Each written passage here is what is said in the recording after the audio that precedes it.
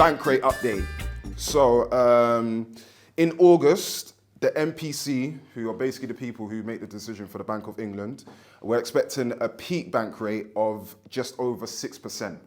Yeah, but when they released this is when they put the bank rate up to 5.25%, and it stayed there since, so it hasn't moved, yeah?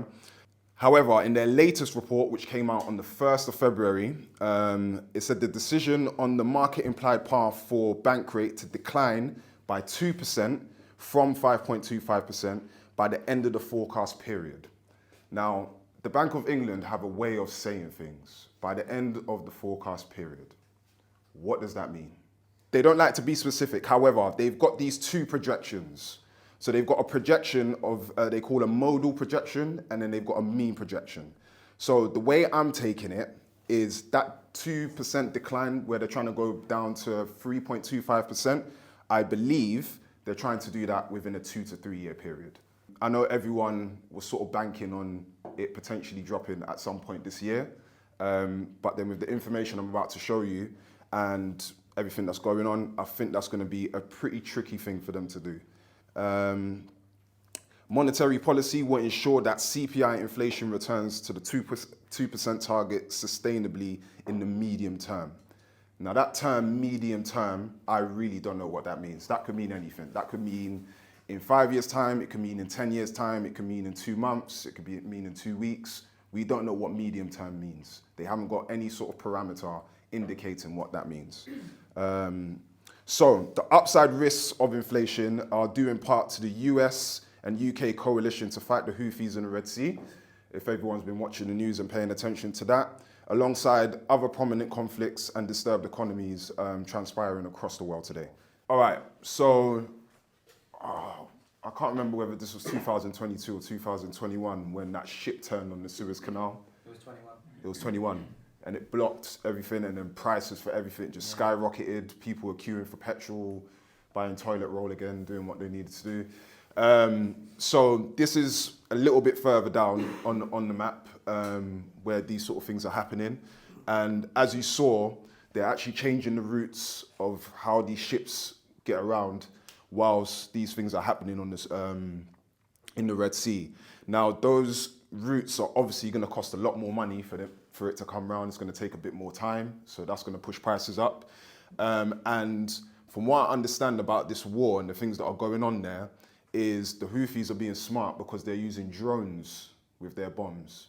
So they're not necessarily flying over and dropping bombs, or they're going on ships and all that sort of stuff, but they're using drones from wherever base they're at, sending them up into the air and then doing their damage from there, which is it's a different kind of threat, and they have been retaliating as well.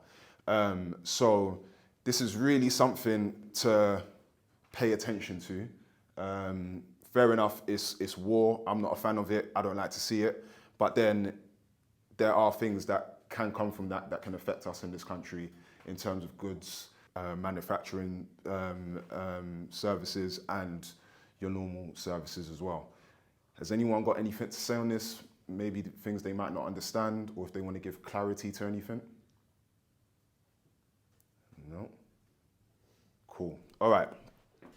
So, CPIH is recognized to be the most comprehensive rate of inflation as it takes into account owner-occupier costs, which is currently 16% of CPIH. So that's 16% of that measure of inflation. So at the moment, CPIH, I have got these little forms on the table for you guys to refer to. CPIH is at 4.2%. It was there last month. Let me just look here. So as we can see, it stayed there last month, and it came down from 4.7, which is the direction that they want it to go in. In terms of CPI, it's currently at 4%. So it's 4% in January. It was 4% in December, but it was 3.9% in November. So it actually went up by 0.1%. That's the measure that the Bank of England are using to get down to 2% with the bank rate. Yeah, so it's the CPI that they're using. They're not necessarily using CPIH, but CPIH is good to refer to because of owner-occupier costs. Owner-occupier costs at 5.4% It's the second time it's reached that in 4 months, and it's actually the highest result in 16 years. Yeah, so the measure's been around for 16 years, and currently it's at the highest. So owner-occupier costs, I've been going over this, but I don't mind repeating myself. It includes mortgage payments, insurance, maintenance and renovation costs, estate agent fees. Can everyone be in agreement that everything I've just mentioned has gone up in price? Yeah. So that's where this is sort of reflecting that. So as you can see, inflation peaked in October 2022, I think it was 11.1%, yeah. And then, as you can see, they've been trying to get it down. But then, owner-occupier costs within that time, let's say from around 2021 onwards, end of 2021 onwards, it's just been creeping up and up and up and up and up. And here's where we're at the moment. So, a little bit of a tricky situation. It's mainly down to the fact that mortgage costs have gone up for everyone, and that's affecting rents, and that's the main sort of chunk of it. But at the same time, it's definitely something to keep an eye on, because I can't see mortgage rates necessarily being favourable for people to a point where it's going to bring owner-occupier costs down anytime soon. So that's really going to have an effect on inflation going forwards. So the 0.1% rise in CPIH inflation came from housing services. So that's actual rents, owner-occupier costs, services for maintenance, sewage collection, house contents insurance, repair of appliances, council tax, domestic and household services. The upward contributions to inflation over the month of January 2024, so from December 2023 to January 2024, were caused by housing and household services. Understandably, that mainly comes from gas and electric. We're in winter, so people are rinsing their gas and electric, as they should, it's cold. Furniture and household goods was a decreasing factor. Was anyone able to buy any sort of household goods over? Yeah. Did you get a discount? No, I wouldn't say particularly. Wouldn't say particularly. Normally, like January sales, but other than that, no, nothing major. That's what I was thinking. I was thinking maybe it's just January sales, because there was a downward effect, as you can see. It's quite significant with that. Some of the items that contributed towards this were kitchen base and wall units, leather settees, dining tables and chairs, vacuum cleaners, fridge freezers, cleaning and maintenance products, and small tool accessories. Did you buy any of those? I would have done. So, yeah, there was a downward sort of effect that went towards CPIH regarding that. Everything else, food and non-alcoholic beverages, doesn't really apply to us here. But the main thing that was pushing it up was gas and electric, as we can see there. The UK at the moment has the highest inflation levels among the G7. We did go under France last month, but then now it's continued to rise in CPIH, so I think France has been able to lower theirs. Has anyone got anything to say on inflation? Any comments that they want to add? I guess, like, your message is you got pressure on inflation because of Red Sea. You think that rates are staying where they are for longer. Mm-hmm. Medium term is we're looking at 5% bank rate.